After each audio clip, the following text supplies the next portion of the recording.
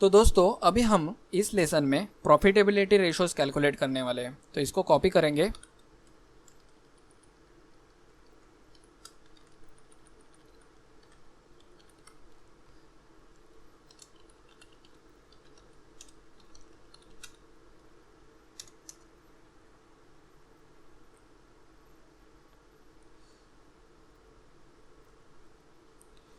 सबसे पहला हम लोग कैलकुलेट करने वाले हैं ROCE परसेंटेज, ROCE ब्रैकेट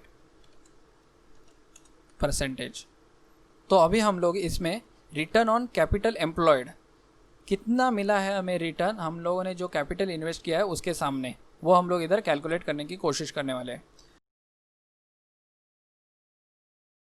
तो जितना भी हम लोगों ने कैपिटल इन्वेस्ट किया है वो सारा कैपिटल हो सकता है, यानी कि total share capital, reserve and surplus, long term borrowings, short term borrowings. ठीक है, हम लोगों को एक्चुअली फॉर्मूला ऐसा है, इससे पहले हम लोगों को डिवाइड करना है। तो ऑपरेटिंग प्रॉफिट कौन सा है, ईबिट डिवाइड। हम लोगों ने ऑपरेटिंग प्रॉफिट क्यों लिया, क्योंकि हम लोगों ने इसमें लोन सारी अमाउंट पकड़ी है, इंटरेस्ट उसके बाद आता है, ये पहला अमाउंट आता है, क्योंकि इससे ये हम लोगों ने जनरेट किया है लोन लेके, ये हम लोगों ने जनरेट किया है कंपनी की कैश यूज़ करके। तो वो हम लोगों को किधर से समझ में आता है, जब हम ईबिट माइनस करते हैं। अब देखो इसमें लोन भी कंसिडर किया है, तो इंटरेस्ट नहीं पकड़ना है उसमें, इसको डिवाइड कर देते हैं।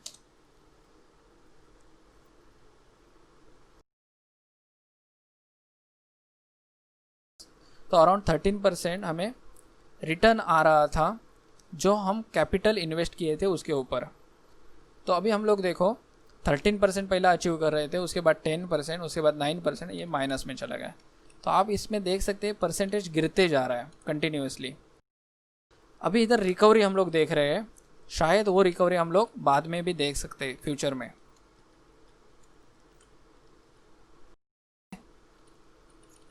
अब देखो एक सिंपल कैलकुलेशन है, रिटर्न जो है वो माइनस में जाते रहे, और जितना माइनस में जाते जाते हम लोग प्लस में आ रहे हैं अजम्पशन नंबर के बेसिस पे। रिटर्न ऑन कैपिटल जो रहेगा वो जितना ज़्यादा रहेगा वो उतना अच्छा है। आप जितने कैश लगा रहे उसके सामने जितना ज़्यादा रिटर्न मिल रहा है वो आपके लिए बहुत अच्छा है। तो उस पर्टिकुलर सेक्टर में आपको उस कॉम्पिटिटर्स के सामने देखना पड़ेगा कि बाकी की कंपनीज कितने अर्न कर रही है और टाटा मोटर्स कितने अर्न कर रही है। तो वो अगर बाकी की कंपनीज का अच्छा है और टाटा मोटर्स का अच्छा नहीं है और वो लोगों का वैल्यूएशन भी अच्छा है, तो हम उसमें इन्वेस्टमेंट करना ज़्यादा प्रेफर करेंगे। ये हम लोगों को रिटर्न ऑन कैपिटल एम्प्लॉयड से समझ में आता है। अभी हम लोग ROIC कैलकुलेट करने वाले हैं, इसको परसेंटेज में लेना है। अभी हम लोगों ने क्या किया था, return on capital employed calculate किया था। अभी जो कैलकुलेट कर रहे हैं वो रिटर्न ऑन इन्वेस्टेड कैपिटल के ऊपर कैलकुलेट कर रहे हैं। अभी इसमें कुछ भी डिफरेंस नहीं, इसमें सिर्फ एक सिंपल चीज़ का डिफरेंस है। उधर हम लोगों ने ऑपरेटिंग प्रॉफिट पकड़ा था, इधर हम लोग क्या पकड़ रहे हैं, नेट इनकम। तो इसके लिए क्या करेंगे, इज इक्वल टू ब्रैकेट में जाना है,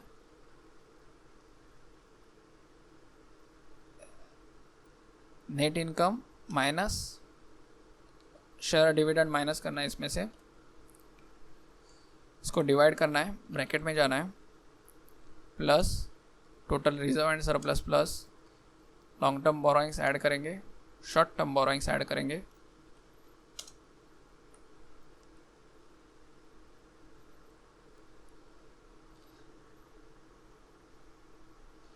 अभी ये जो परसेंटेज हम लोगों को मिले, ये क्या मिले, हम लोगों ने टैक्स भी दिया, हम लोगों ने इंटरेस्ट भी दिया, लोन वालों का इंटरेस्ट भी दिया। अभी हमारे पास कितने बचे, अभी हम लोगों ने कितने अर्न किए वो हम लोगों को इधर से समझ में आते हैं।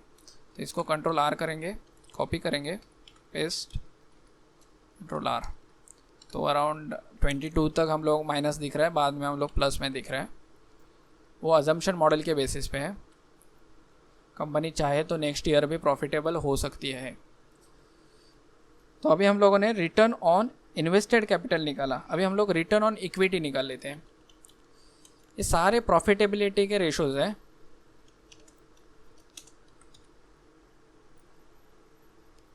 अभी देखो इज इक्वल टू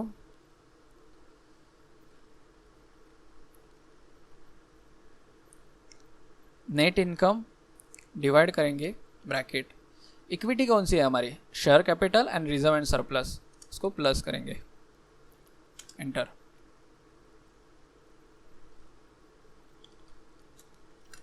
हम लोगों ने जो इक्विटी में इन्वेस्टमेंट किया है उसके ऊपर हमें रिटर्न कितना आ रहा है वो हमें इधर से समझ में आता है, लेकिन सबसे ज़रूरी जो रेशो है वो ये वाला रेशो है, रिटर्न ऑन इन्वेस्टेड कैपिटल, और उससे बेटर है, उससे थोड़ा बेटर है रिटर्न ऑन कैपिटल एम्प्लॉयड, उससे कम आप देख सकते हो रिटर्न ऑन इक्विटी, क्योंकि इधर लोन भी कंसिडर किया है, और इधर लोन कंसिडर करके लोन का इंटरेस्ट देके टैक्स देके कितना पर बच रहा है वो हमें इधर से समझ में आ रहा है।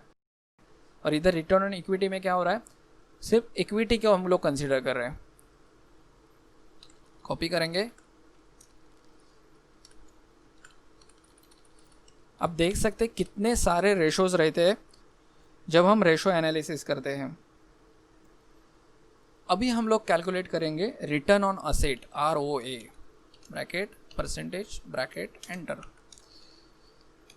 रिटर्न ऑन असेट कैलकुलेट करने के लिए हम लोगों को 1 साल छोड़ना पड़ता है, फॉर्मूला से आपको क्लियर हो जाएगा, इज इक्वल टू, सबसे ऊपर जाना है, हम लोगों को नेट इनकम पकड़ना है, डिवाइड करना है, ये जो असेट है उसको प्लस करना है, दोनों को डिवाइड करना है 2, ब्रैकेट कंप्लीट एंटर। अभी हम लोगों ने क्या किया मैं आपको दिखा देता हूँ।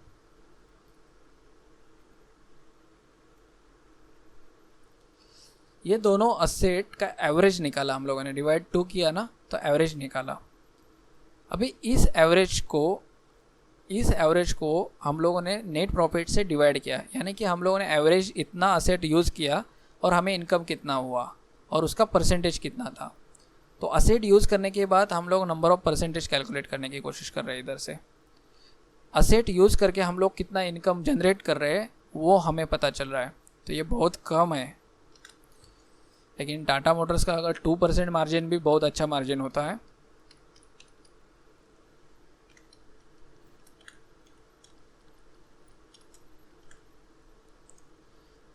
अब देख सकते हैं इतना पैसा इन्वेस्ट करने के बाद भी कंपनीज प्रॉफिट नहीं कमा रही है। अभी एक इंटरेस्टिंग चीज़ आपको बता देता हूँ, इधर ही बता देता हूँ।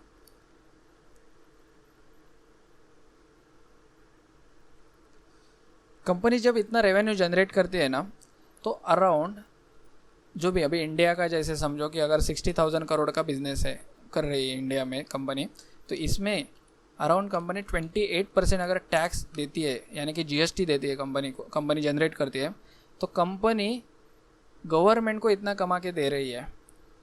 यानी कि आप जब इनकी कार खरीदते हो तो GST आपको पे करना पड़ता है, तो GST जब आप पे कर रहे हो तो गवर्नमेंट को मिल रहा है वो GST। काम कौन कर रहा है, कंपनी सेल्स जनरेट कर रही है, कंपनी आपको अच्छा प्रोडक्ट दे रही है, किसको पैसा मिल रहा है, गवर्नमेंट को पैसा मिल रहा है। क्यों, क्योंकि कंपनी जो प्रोडक्ट सेल करे उसके ऊपर GST देना पड़ता है।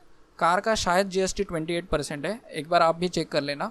लेकिन मैं आपको ऐसा एक्सप्लेन करना चाहता हूँ कि कंपनी अगर 60,000 करोड़ का रेवेन्यू कमा रही है, वो खुद प्रॉफिट नहीं कमा पा रही है, लेकिन गवर्नमेंट इसमें से प्रॉफिट कमा रहा है। ठीक है, तो ये टैक्स रेट जो होते हैं वो बहुत बार कंपनीज़ के लिए अच्छे भी नहीं होते हैं। अगर गवर्नमेंट इधर 28 की जगह पे 18% टैक्स ले तो कंपनी उसी प्राइस में बेचेंगी, तो कंपनी को अराउंड 10% का प्रॉफिट हो सकता है। तो 10% का प्रॉफिट के ऊपर कंपनी अगर 10% का प्रॉफिट कमाती है समझो, तो क्या होगा, एम्प्लॉयमेंट ज़्यादा जनरेट होगी। क्यों जनरेट होगी, क्योंकि कंपनी और एक्सपांड करना चाहेगी, क्योंकि कंपनी प्रॉफिट में है। समझ रहे, तो गवर्नमेंट के जो टैक्सेस है वो भी आपको कभी कभी डिफ़िकल्टी दे देती है आपका प्रोडक्ट बेचने के लिए। क्योंकि आप अगर समझो मैंने एक कंपनी में प्रोडक्ट बनाया 10 रुपये का, इसके ऊपर मुझे 2.8 रुपीज़ लग रहा है, एक्स्ट्रा देना पड़ रहा है, और तभी मेरा प्रोडक्ट कस्टमर ख़रीद सकता है। क्या हुआ कि मुझे 12.8 के लिए कैपेबल होना है, 12.8 के लिए मुझे एडवर्टाइजिंग करनी है, 12.8 के हिसाब से कस्टमर ढूंढने हैं। ओके, तो आपका जो सेल है वो पूरा का पूरा डिपेंड हो जाता है आपके GST के ऊपर। गवर्नमेंट क्या बोलते हैं, मैंने तो आपका पैसा नहीं लिया है, मैं बोल रहा हूँ कि आप जो रेवेन्यू कमा रहे हो उसके ऊपर आप लगाओ और कस्टमर से ले लो। दोनों भी पैसे, इवन ये टैक्स जो है वो भी कस्टमर ही दे रहा है। क्यों दे रहा है, क्योंकि कंपनी उसके ऊपर मार्जिन कमा रही है। वो मार्जिन किससे कमा रही है, कस्टमर से ही कमा रही है।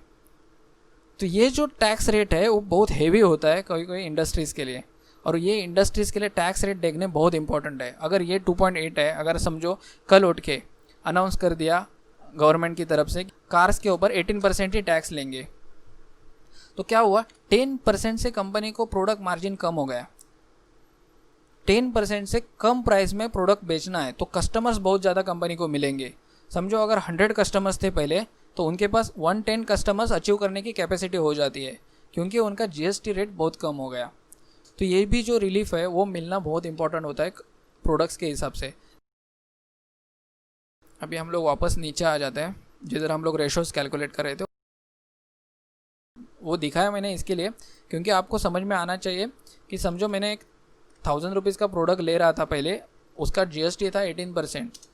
अभी गवर्नमेंट ने बोला इसका जीएसटी मुझे 12% ही दो, तो क्या होगा, 1000 की जगह पे वो लोग ज़्यादा प्रोडक्ट बेच पाएंगे, और उसमें शायद वो लोग इसमें से जो उनको रिलीफ मिला 6%, उसमें से वो कन्वर्ट करके 3% अपना प्रॉफिट में ऐड कर सकते हैं। तो उससे क्या होगा, कंपनी बड़ी होती जाएगी, उससे गवर्नमेंट को भी टैक्सेस मिलते जाएंगे और मिलते जाएंगे, क्योंकि कंपनी जितनी बड़ी होगी उतना गवर्नमेंट के लिए बेनिफिट होगा। अभी उसके बाद हम लोग कैलकुलेट करेंगे। आपको ये तो समझ में आया रहेगा रिटर्न ऑन असेट वाला, कि हम लोगों ने असेट के ऊपर कितना रेवेन्यू अर्न कर रहे हैं वो हम लोग मार्जिन कैलकुलेट करने की कोशिश कर रहे हैं इधर। उसके बाद ऑपरेटिंग मार्जिन हम लोग ले लेते हैं।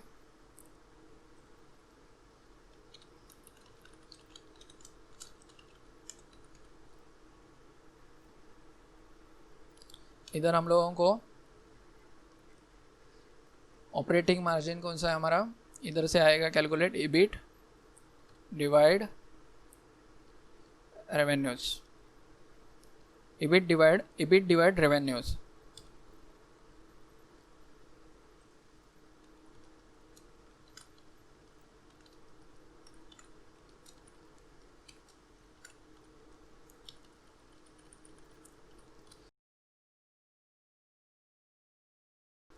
ऑपरेटिंग मार्जिन अच्छा होना बहुत इंपॉर्टेंट है। आप देख सकते हैं हम लोगों ने इधर भी कैलकुलेट किया है। एक्चुअली इधर ग्रोथ रेशियोज कैलकुलेट कर रहे थे, इधर प्रॉफिटेबिलिटी कैलकुलेट कर रहे हैं। तो प्रॉफिटेबिलिटी के टाइम पे भी हम लोगों को ऑपरेटिंग मार्जिन देखना इंपॉर्टेंट हो जाता है। इसके बाद नेट मार्जिन, वही नेट प्रॉफिट ग्रोथ रहेगा।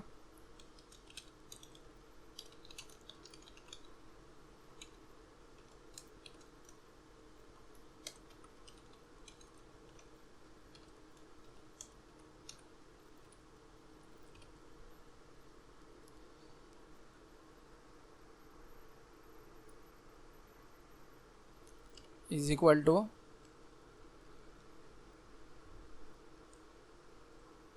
डिवाइड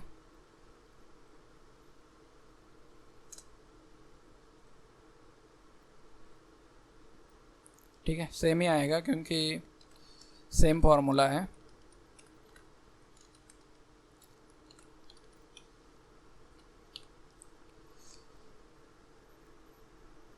अभी हम लोग कैलकुलेट करेंगे कैश प्रॉफिट मार्जिन। तो इसके लिए cash profit margin percentage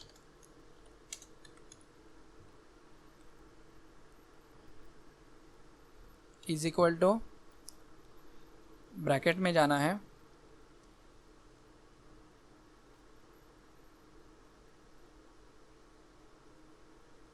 net income लेना है, प्लस करना है डिप्रिशिएशन एंड अमोर्टाइजेशन, क्योंकि हम लोग अभी कैश मार्जिन कैलकुलेट कर रहे हैं। डिवाइड करना है रेवेन्यूज के साथ।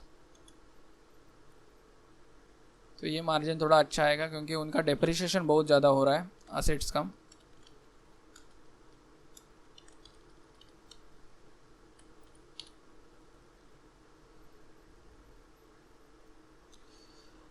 तो अभी हम लोगों ने ऑलमोस्ट प्रॉफिटेबिलिटी के जो रेशोज़ थे वो भी कैलकुलेट कर लिए हैं। उससे पहले हम लोगों ने ग्रोथ रेशोज़ कैलकुलेट किए थे, फाइनेंशियल्स कैलकुलेट किए थे, ऑपरेटिंग एफिशिएंसी रेशोज़ कैलकुलेट किए थे, और सॉल्वेंसी रेशोज़ भी कैलकुलेट किए थे जो रिस्क रेशोज़ थे। तो दोस्तों इसी के साथ हम लोग मिलते हैं नेक्स्ट लेसन में।